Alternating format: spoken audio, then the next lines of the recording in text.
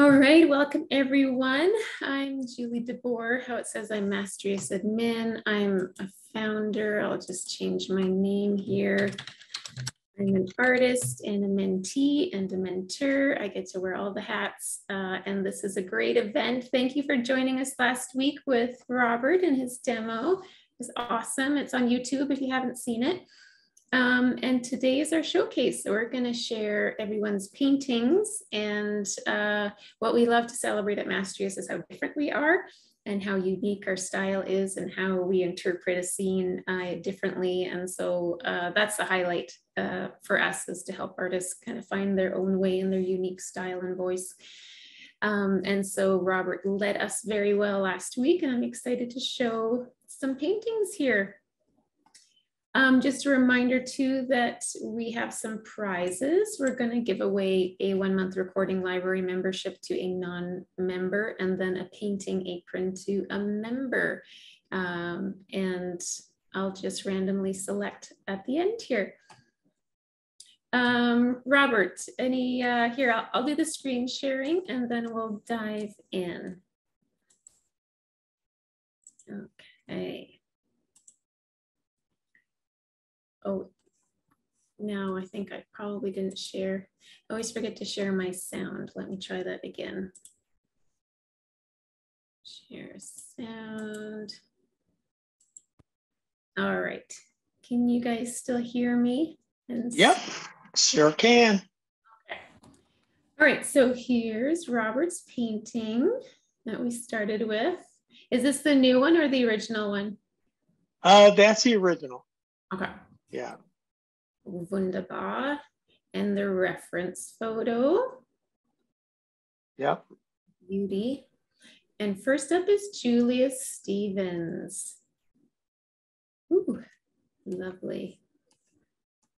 So Julia, I don't know if you're here, if you snuck in. Lovely painting. I'm guessing it's in oil. I can't tell how big it is. Yeah, it looks like maybe 8 by 10. Yeah. I'm thinking, you know? Yeah. Which is a good size. Nice size for these little beach scenes. I do a lot of small ones like that, and sell quite a few of them. Mm-hmm. So it's great for small painting. And so is Julia, is she here? I don't think so. Don't think so. Yeah. Okay. Lovely piece though. I'm loving how loose it is.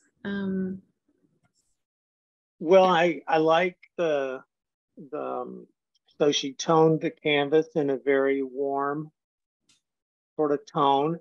I think I might have done that last week. Yeah. Maybe not quite that warm, but I did do sort of a tone, and then a monochrome establishing of the composition. But the way things work here with, she has this nice warm undertone that really brings out the blueness in the shadows, sets up a nice vibration. And I think, you know, with just a little bit more time, you could she could make those blue sandy colors even a little less saturated, and the warm undertone would make them look blue. I mean, sometimes it's surprising how something on your canvas can look just totally neutral. And then you put it on the opposite tone, canvas toned in the opposite color, and all of a sudden it looks very colorful. Yeah, I see Julia has joined us now. Hi, Julia. Hey. How big is this, Julia? Can you unmute? You're muted still. You have to unmute, and then if you know how, here, I can ask you to. Maybe that will help show you. No, it's not working. Okay, you can type it in the chat too. Oh, there we go. Oh, yeah. Can you hear me now? Yes. Yeah. Hi, Robert. How are you? I'm great. How are you doing? Awesome. Thank you. We were taking our best guess as as to how large your painting is? It's 11 by 14, and I used canvas I already had that was already primed. Okay. So, of course. For you, right? So. Very nice. Love it. I did actually finish it. So, you want to see what I finished? Oh, sure. No. Okay. Here, let me just spotlight you. Oh, look at that. Beautiful. There we go. Oh, wow. Oh, there we go. Now, that's the same canvas? That's the same canvas. And oh, wow. So you put a lot of work into it after you sit. Very cool. It's lovely. Well, I like that you were mindful of keeping your masses of grasses different sizes, right? So you're not repeating sizes. And that was one of the things I liked about the photo too. It had a natural difference in different sizes of masses. But even so, when you have a really good reference, sometimes we just, we, for whatever reason, make everything too similar in size, or we make things too parallel. And I think you did a pretty good job of avoiding those little pitfalls, so very nice. So can you hold it back up one more time? Yeah, hold on. Take a quick look at that. So would you consider it finished at this point? Because it was a study and because I'm doing it, yeah, I'm done with this. If I do something else, I'll just start over again and do something else. Right. Okay. Very good. I'm not wild about that big white thing right there. In the middle, right there. What don't you like about that? That I just think it stands out where it doesn't need to stand out. I can mute it a little bit more. I would tend to agree with you, and so would point out to me where you think the brightest light is in your sky. The brightest light is in the sky. Well, right up here. Okay, but you have the lightest value is all the way over in the corner. Light. So, but either way, with the bright light being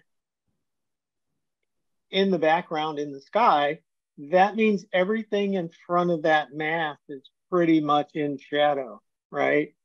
And so the reason that little sliver of white stands out for you, I think, is that it's just in the wrong location on your painting.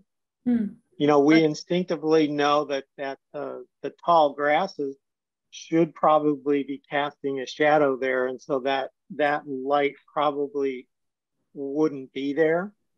Okay. And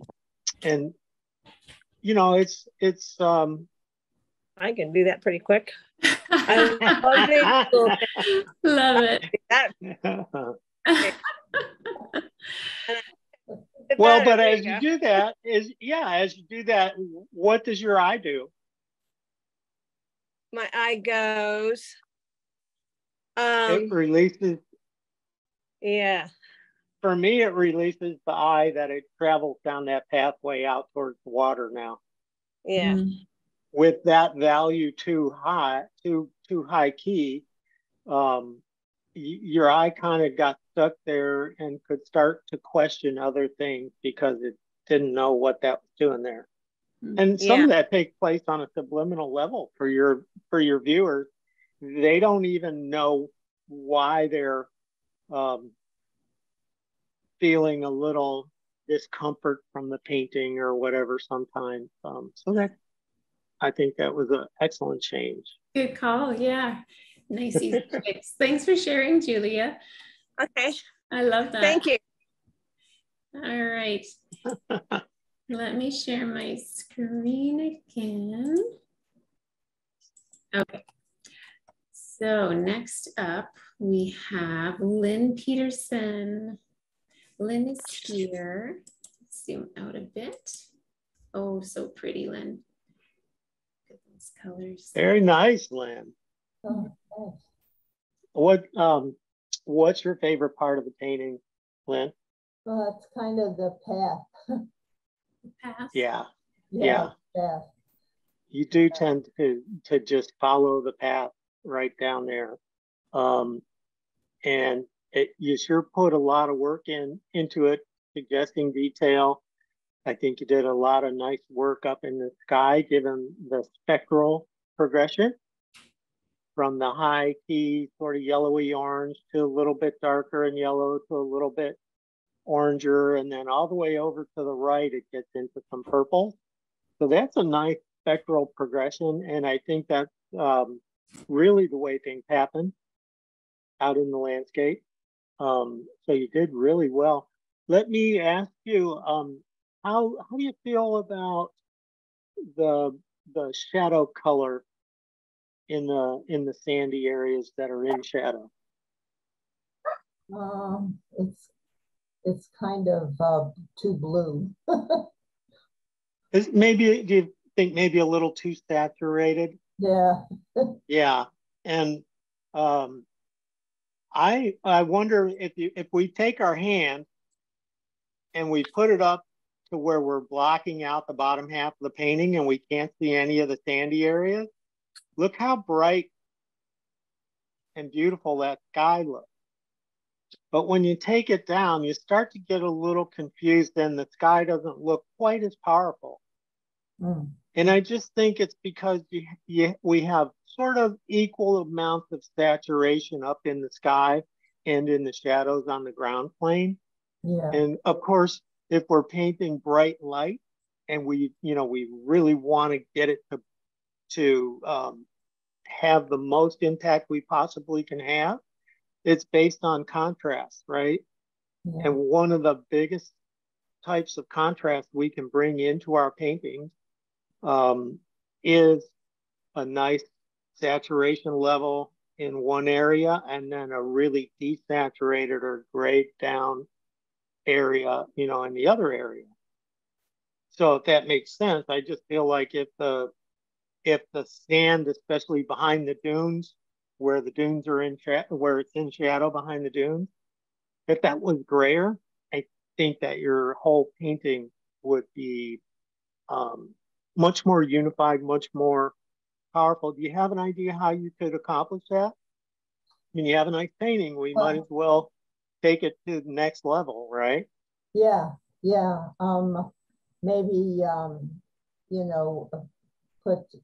mix up some grays and gray it down a little bit.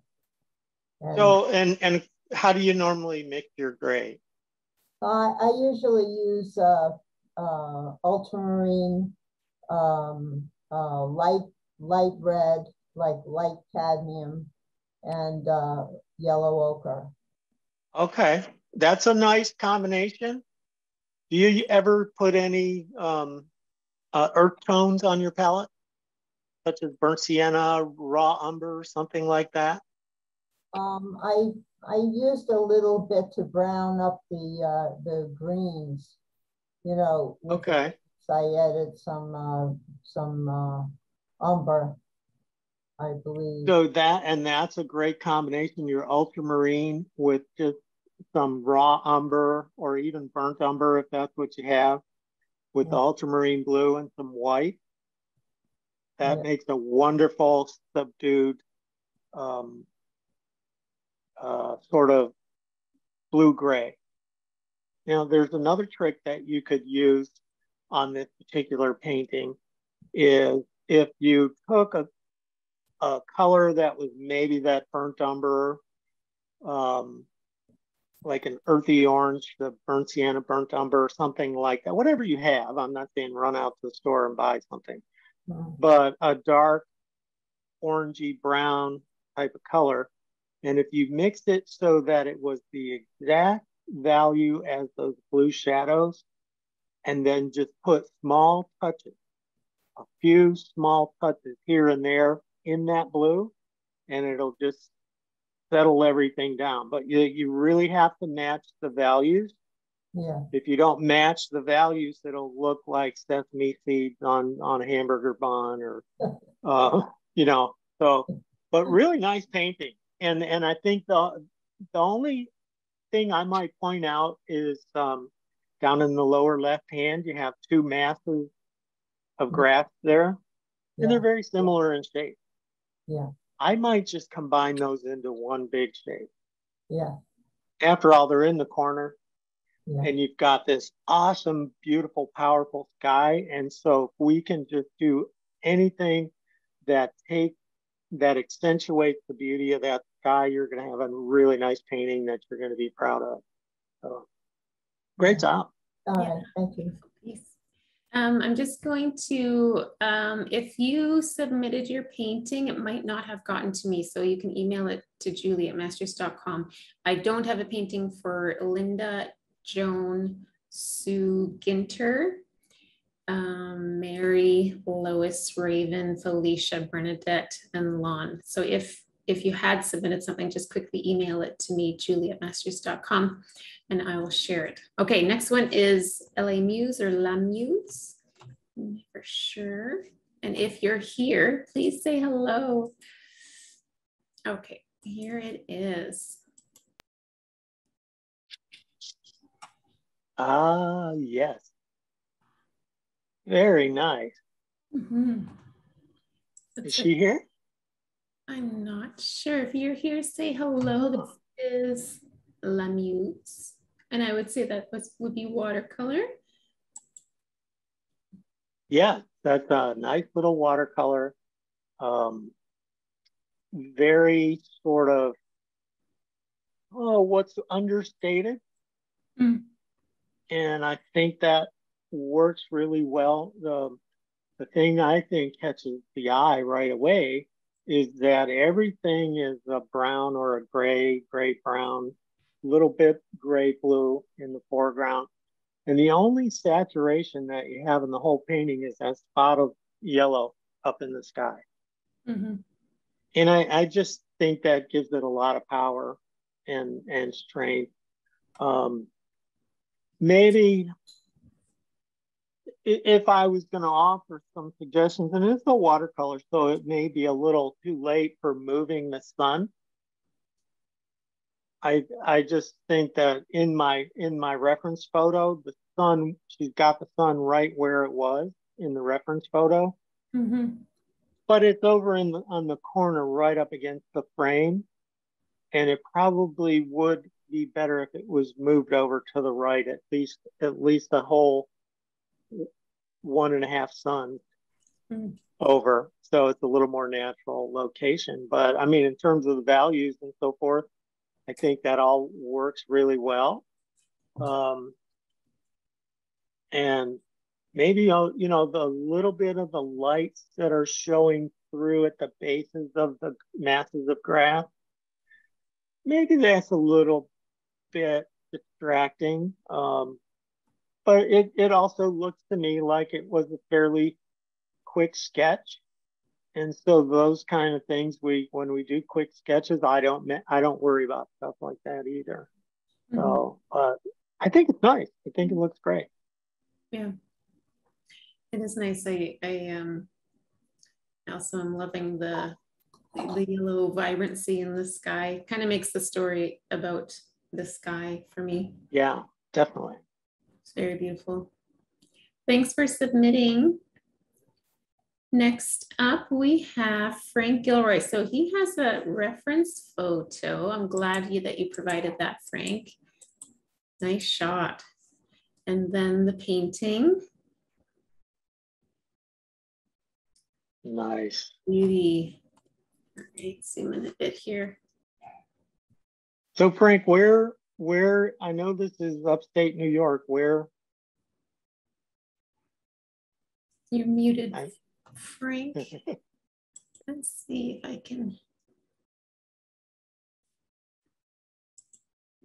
Where'd he go? Frank. Oh, you're muted, Frank. Here, I'll ask you to unmute. There you go. Perfect. Hi, Frank. Hi.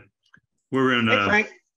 We're a southern tier of New York, greater Binghamton area, about 70 miles south of Syracuse, along the Susquehanna River, and we're in the foothills of the Appalachian Mountains, Yeah. about 1,500 feet above sea level. Beautiful, beautiful area. And that Susquehanna River is really long, right? It goes all through Pennsylvania and stuff, doesn't it? Cooper's down to Chesapeake Bay. Oh, yeah. Okay. I took this picture on June 1st and about 7 o'clock in the evening. So we have the sun setting on the right-hand side, which would be west. Right. Yeah, and that's what comes across. I think that it's easy to tell that the sun was off to the right. And I think that you're, well, let me ask you, how do you feel about the pattern of light and shadow in terms of warm light, cool shadows on the ground plane there? Well, the brightest yellow, the upper third there, is there's a building, an apartment building to the right that's out of the picture, casting those shadows, and there's a bank there. The green above that, up to the tree line, is a right. In terms of your color choices, how do you feel it's working? Well, I was limited on my greens, and I kept repainting it a few times till I settled on. I think we all do that. I work in acrylics, and so they dry. I took a whole manatee out of a big painting today, so it's okay. That's awesome. Well, I think that the sunlight does look and work well. It's authentic portrayal of light, and that's because you have a very, very warm green in the light, so warm that parts of it barely reads as green. It looks yellow, which is perfectly fine. But then you have that nice, cool, subdued area right behind it. You have a cooler greens in the foreground, and then you have even a bluer green in the distant land back there. So I think your use of greens, and we artists call it the battle of the greens, I think it's working pretty well, because we do get that sense of nice, authentic light. We get the sense of distance. And so I think there's a lot of great stuff going on there in the painting. Are you ready for a couple of comments on things that we could refine or change? Well, I originally started out I took this picture sitting down in a pavilion looking out across the lawn, primarily getting the stone and the lavender bush in there. And I've not painted lavender before, so that was a new experience. I'm not great on flowers overall, but do more landscapes and seascape type things. But there's only one way to get great at flowers. Do more of them. Practice. Yeah. So just in terms of pure critique, okay. There are some things that I think, and you showed me your reference. You sent it to me by email, so I saw your reference, and we have your reference here. There's some things that we could have redesigned. So you're kind of faithful to the pattern of the shadows that are going across the line, and pretty faithful to where the edge of that flower bed is, and also pretty faithful to the shape of that rock, okay? Mm-hmm. But in the course of being faithful, you've created a lot of horizontal parallel lines. Right. And so what we can do as artists is we, we can take our artist license, and, we can redesign some of those things, because I like to say that it's variety that brings richness and beauty to your painting. And when we repeat a lot of parallelism, you have the bottom edge of the frame, you have the top edge of the rock, you have the back edge of the rock, and so on and so forth, almost like a ladder of steps up to the upper middle of the painting. That's repetition, and it's that kind of repetition that creates monotony. So in the interest of just making paintings that are more interesting and exciting, we're free to just change angles. Maybe one of those shadows, goes a little way, then goes at an angle, and then changes direction. Whatever's causing the shadow is completely out of the picture. So it doesn't matter how you shape those cast shadows, right? So you can, and with a rock like that, and I think you did a nice job on the rock. It feels hard to me.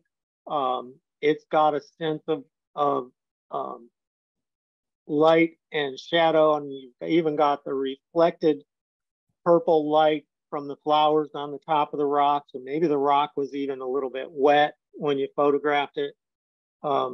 It's nice looking rock, but if you didn't make it so regular, turn it a little bit, make it higher. Well, make it higher on one end, lower on the other.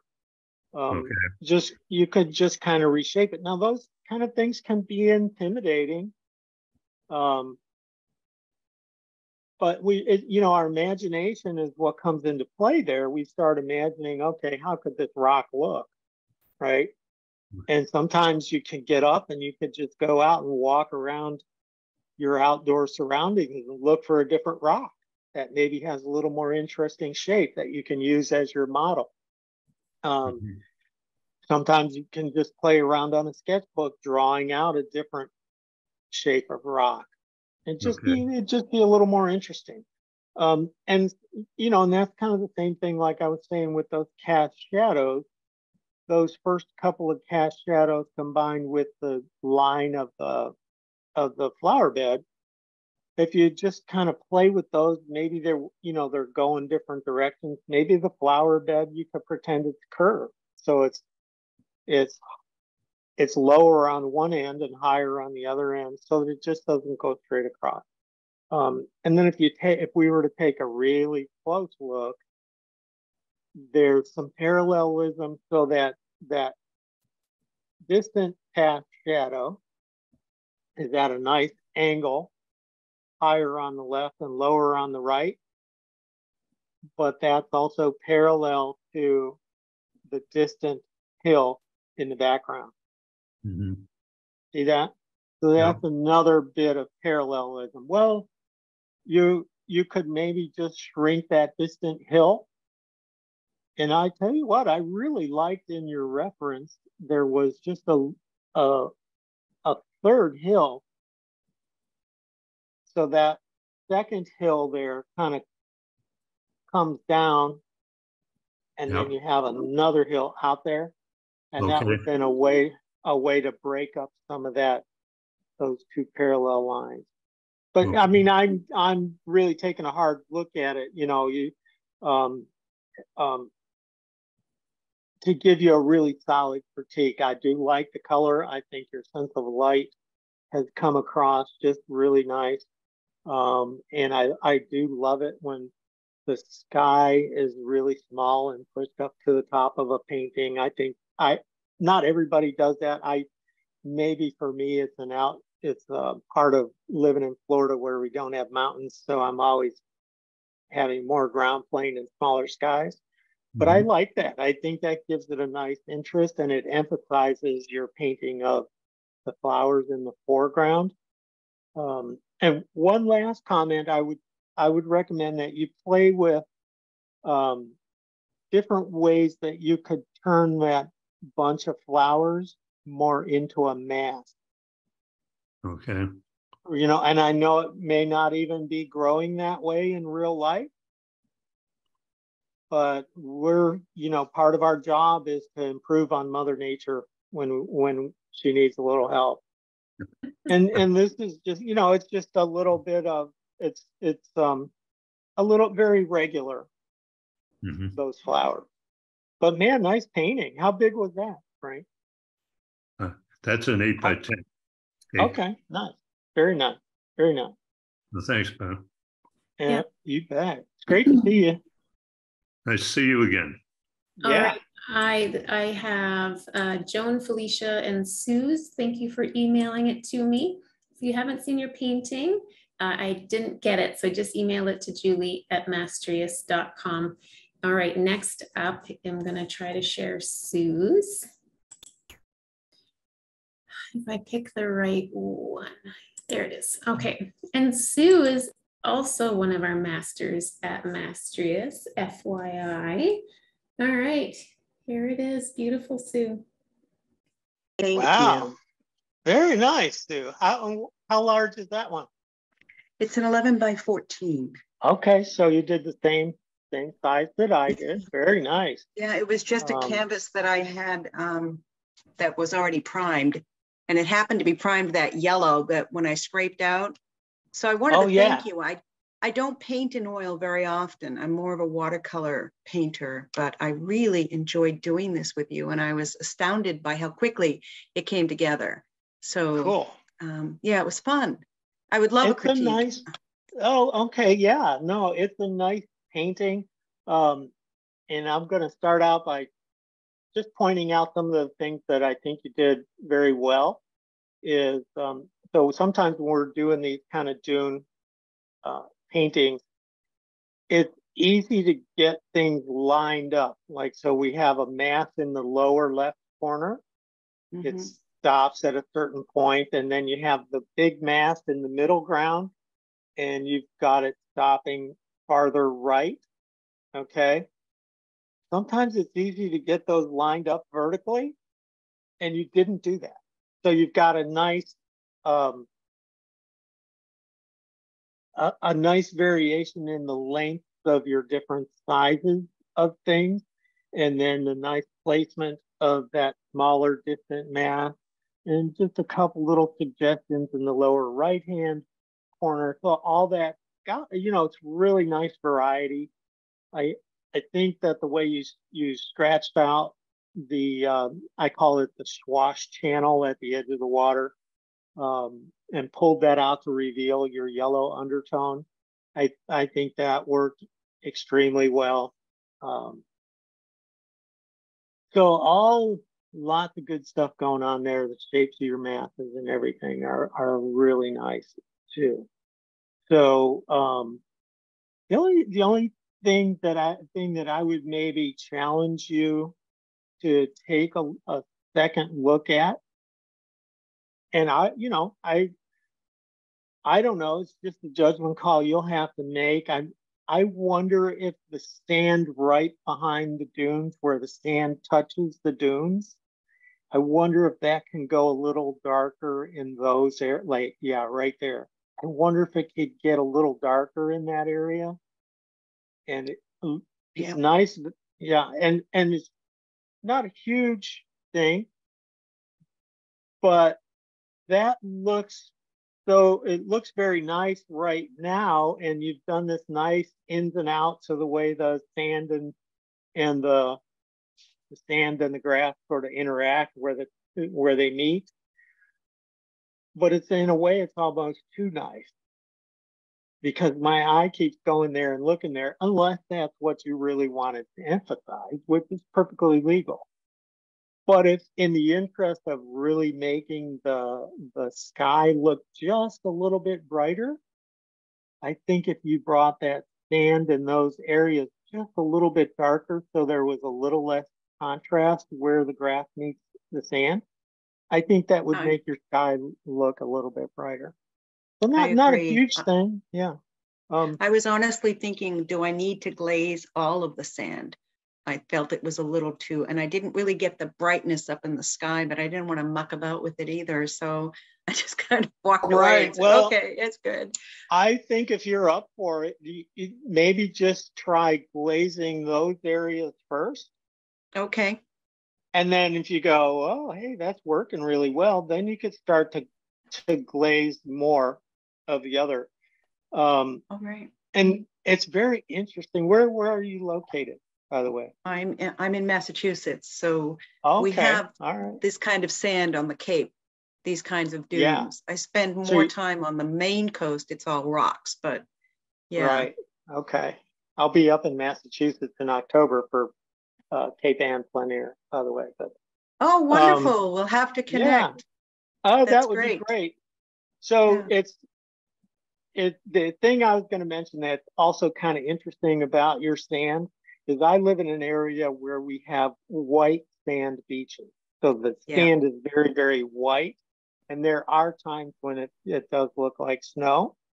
Yeah. And yours looks light enough that it almost looks a little snowy, you know? That's what I was afraid of, right?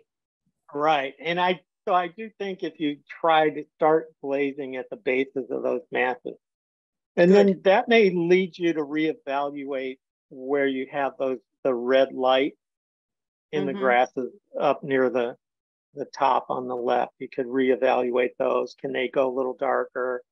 Can they have a little even yellower color? You know, you can play with those. But very nice painting. I had never done that with a palette knife before, getting those. I always wondered how you did that. So that was really fun too. But yeah, it was really, I very much enjoyed it. Thank you. Good. No, it looks like you enjoyed it. Very good. All right. Sue, I did not get your painting. Can you try emailing it to julie@mastrius.com? And if you did, try again. Okay, next up is Felicia. Right. Oh, I just want to make sure I find the right one. Okay, we are. Oh, another beauty. Thank you. Hey, I just heard myself twice.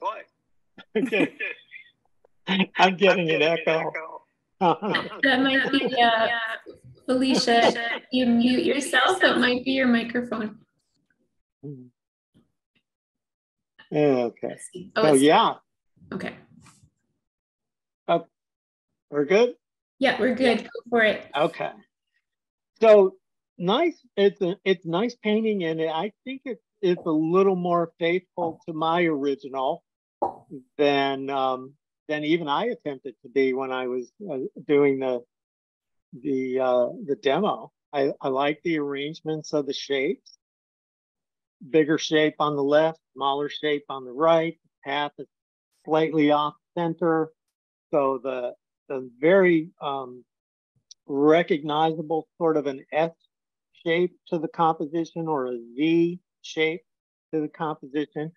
And Felicia, I think it looks like you're probably not quite done with this one. You've got some areas, especially in the lower left, that are not resolved yet. So I feel like you probably had in mind. Am I right about that? Were you planning on doing a little bit more? It's not finished. Yeah. Okay. Very nice. Thank you. So, and then go ahead and mute because I'm getting the kickback again. So then also as you're continuing to work on it, you've got the bones of the painting that are there. Looks really nice. Continue to ask yourself, okay, because when we move the sun from the left over more towards the center, we have to start asking ourselves to be real critical about, okay, what actually catches the sun now that the brightest part of the sun is in a new location, right? So on that mass of grass on the left, there's a little bit of light on the grass on our side of the grass, and I'm not quite sure, that I'm not quite sure would be there. But like I said, you're not done, so there's plenty of time to evaluate values and color temperatures and those kinds of things. Ask yourself sometimes when we're painting a real high key, when you're painting sand and it's sand in light, sometimes we can start to overuse white in those areas, and it starts to look a little cold, right? So sunlight is actually very, very yellowy, bright, warm color. And if we overuse the white a little bit to show our lit areas, things start they start to look a little cold. So as you continue to work on it, reevaluate the light on the sand. They're probably going to be slightly darker than the actual sun, but they're also going to still have that warmth to them. And then you can play with that a spectral progression as you move from the sun outward on both ends, right? So it gets a little yellower and then transition into a little bit more red and just gets slightly darker as it goes out to the side. If it gets darker as it goes out to the side, that'll make that bright sun area seem brighter, right? Because it'll be planted in a darker field of color. So man, you got a great start. Have fun with that.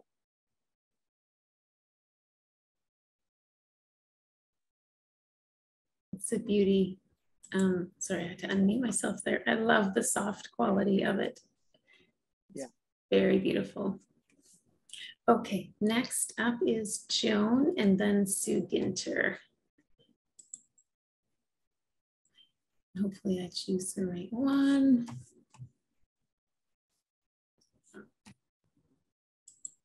Let me first find it here. There we go. Okay. One more time. I only do this all day, every day. I should be. Oh, dramatic. So this is Joan's. Hopefully I have the right one up for you, Joan. You do. Okay, sweet. Yeah. So that's square. Is that 12 by 12, Joan? No, it's a 10 by 10. 10 by 10. Okay. I love squares. And in fact, I did last week, I did the same scene in a 30 by 30. And it fits the square really well. So I think choosing a square was a great idea. A lot of strong color up in the sky. I think that works really well. I also like the way you made the grass as it goes up in front of the sky, and it's less dense at the top like that, and so it makes sense that it would start to take on some of that warmth of the sky, and so you've accomplished that very well. And Joan, do you consider this one finished, or you plan on working on it a little bit more? I'm wondering how to even out the dark. You see on this photo that it's kind of blotchy. On the grasses. Yeah, some of them are, but when I look at the original, I don't know if you can see the original or not, but it's kind of dull. And I want to bring out the richness of the colors. I'm not sure how to do that. So just a little bit of theory to give you something to think about. What colors before I do that, what colors do you remember? What colors went into that where it's dull? Probably burnt umber, some violet. I don't know what else. Okay, Oh, so it's green, sap green. one word of caution about using either raw umber or burnt umber in those darkest darks like that. You can use small amounts of it, but don't do a mixture which has a good amount of it in it. And the reason is, of all the pigments that we have, and I'm assuming you're painting in oils, correct? Yes, yes. Yeah. So of all the pigments that go into our paint, umber has the largest granule size. So when we use umber in our darkest darks and try to make that work as our darkest darks, it will dry and look dull. Sometimes it can't really be recovered with just some varnish or oiling out. So if you want to mix darks like that and maybe use an ultramarine blue and use some, I was using burnt umber last week in mine, but not very much of it. And the only reason I was using it is because I was out of burnt sienna. So minimize the amount of umber colors that you're using in those darkest darks in future paintings, and that will help you. With that said, I think you could take your ultramarine blue and maybe add a little bit of viridian with a little bit of alizarin crimson and remix a new dark and just drag it over those areas and drag it with a big brush in a vertical stroke. Okay. And I think that will probably give you some of the rich depth and of value and beautiful color. So I think that might be the way you can solve that problem. And it's just it's still it's a nice little painting. Maybe if you used a little more color in the lighter areas of the sand, I mean, of high key yellows rather than a lot of white to feel, and it could be the monitor too, but it feels like there was a good amount of maybe a slightly over usage of white in those lighter areas, like out in the water and even here in the sand in the foreground. It kind of makes it not quite read like bright light on the sand. So it just, when you think about it, what do you imagine the coldest color is on your palette? The coldest color is probably purple. Yeah, it's actually white. Huh. I think we all would naturally go, oh, it's blue or blue-green or something. But white is actually the coolest. Okay, so we have to be careful, and I'm guilty of it too. I'm always going, oh man, I can put more color back into that passage. When we use too much white in an area that's supposed to be in bright sunlight, we start to make it cold rather than very warm. Okay, so it's something that I think if you just sort of plant that idea in your mind as you work on more painting, over time, you'll start to use less white and more more color, and you'll get more impact out of those sunny areas like that. But nice painting. Thank you. Beautiful. All right, last one, Sue Ginter, and then we're going to pick our winners who are randomly selected. All right, you guys can wow. See. Beautiful. Thank you. Really nice. Well, a lot of express. Go ahead. I was just sticking a lot to what you did, just trying to learn for this one. Yeah, I think that's a real nice study of the one I had done, and I like the first thing that catches my eye and sort of leads me down the path is the brushwork.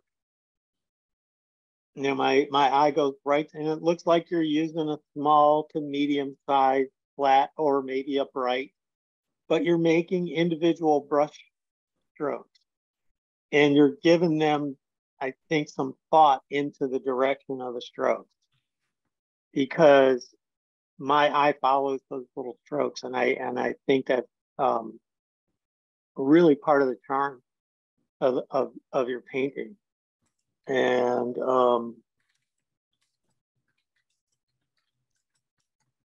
yeah, how do you feel about the sun in the sky? Is that reading? I particularly don't like the way the light, I was struggling with my transition from the silhouette to where the glare was coming through the grass. Yeah, the warmth. So the little ball, I wanted to ask you about the little ball of sun up in the sky there, because I'm not, I don't always trust the monitor, that I'm looking at. Right. Is that maybe a little closer to white than? Yeah, it's a little chalky up in that sun. So you might be able to get away with I don't know if you had something like Hansley yellow, which is a pure transparent yellow. Maybe Indian yellow would do a similar thing. Yeah. You might be able to glaze over that and then wipe it a little bit with a rag. Don't use a paper towel, because you've got some impasto there and it'll just tear up your paper towel, and you have little bits of paper on your painting then. And then you could probably then just go a little bit darker in the sky as you move from the ball of the sun and towards the edges of the canvas, and just try to add a little bit more color.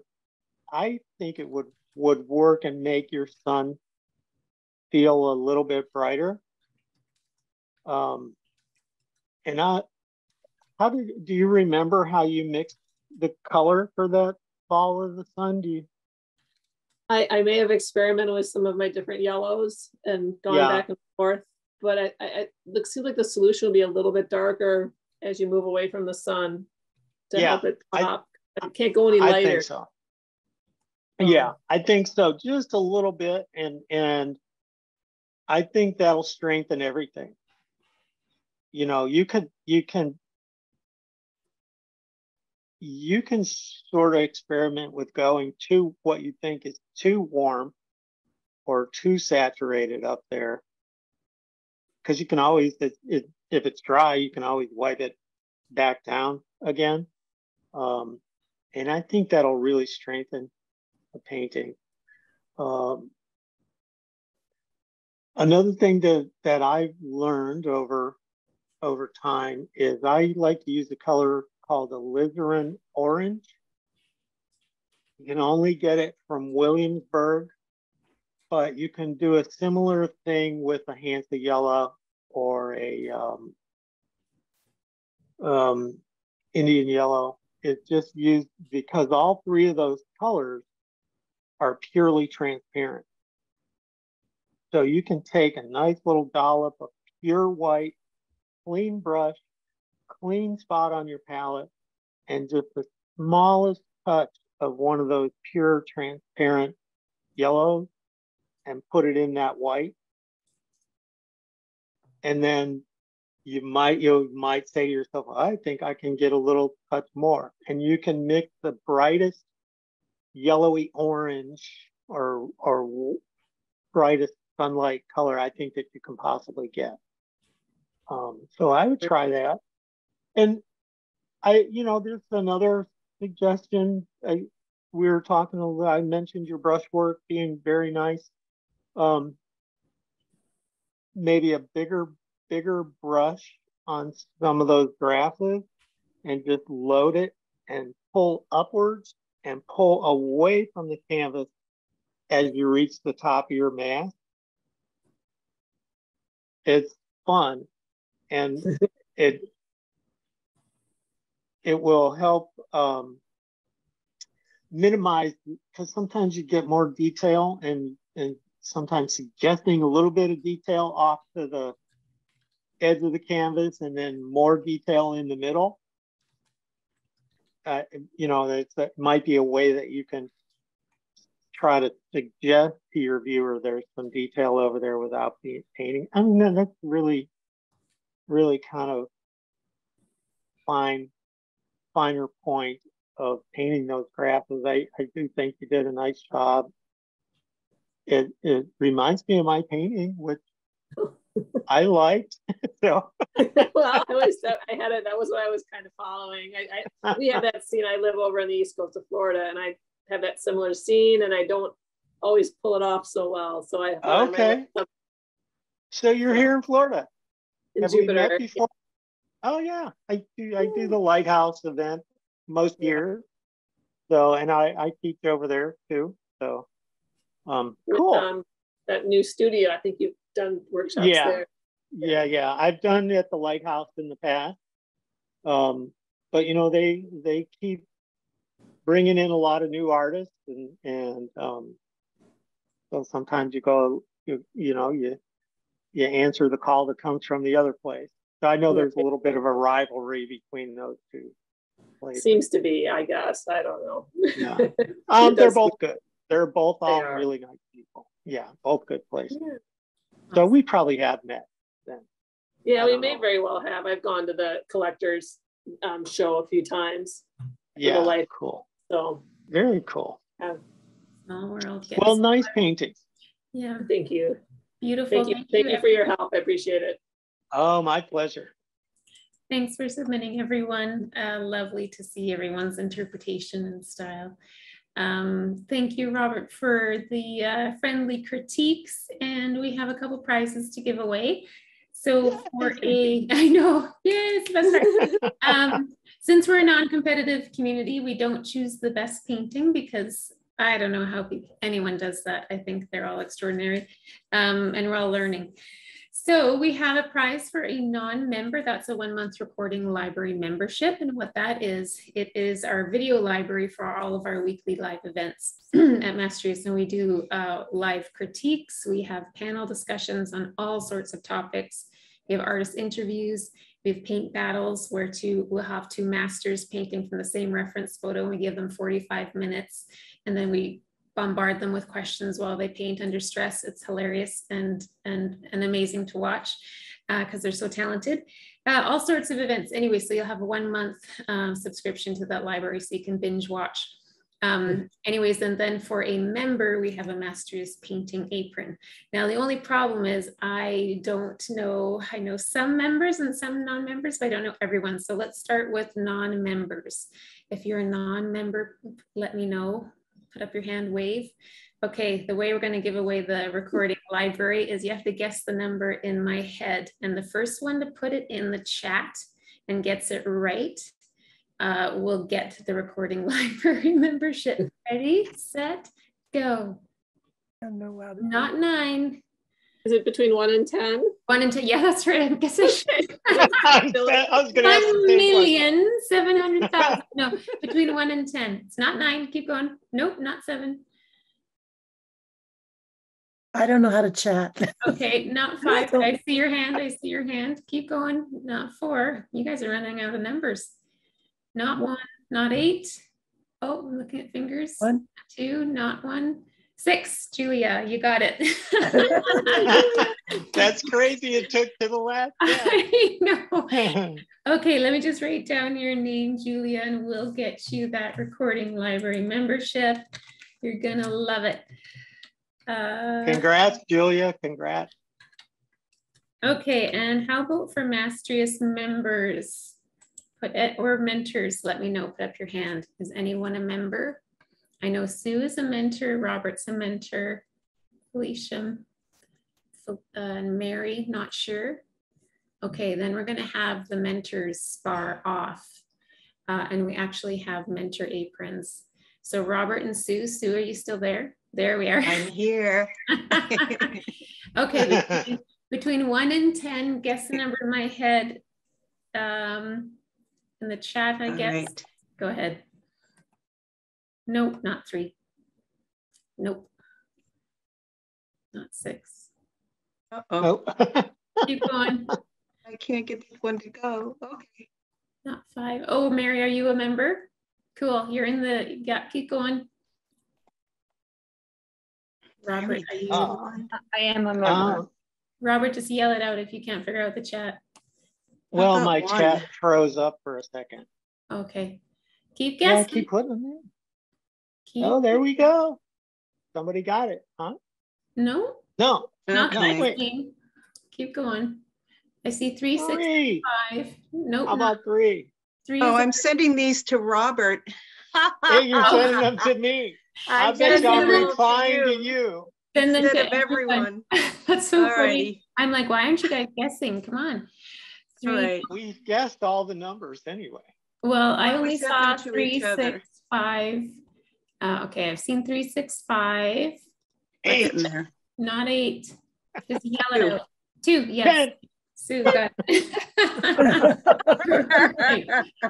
Yay. Well, that was great fun. I know, right?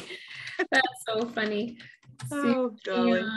That's funny. I was sending them to you too, Sue. Oh gosh, some that reason. is so funny, Robert. I sent you my email address. You can tell me where you'll be if you think of it. I did send that to you, not to everyone.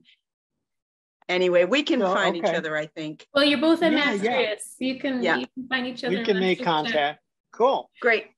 All right. Thanks everyone for coming. Lovely to have you. Keep your eyes peeled for the next painting challenge. And we have a demo this week, Thursday, with Melissa Reed Divine, 2-hour demo. If you're interested, just go to mastrius.com and go to events, and maybe we'll see you there. Robert, thank you. You're awesome. Oh, my pleasure. Thank you. Thanks for having me. Robert, thank you very much. Absolutely. It was a pleasure. Oh, my pleasure. Thanks, y'all, for sharing your work. It's great to see. Yeah. Beautiful work. Thanks for sharing it with us. Okay. Have a good evening. Bye now. Bye. Bye-bye.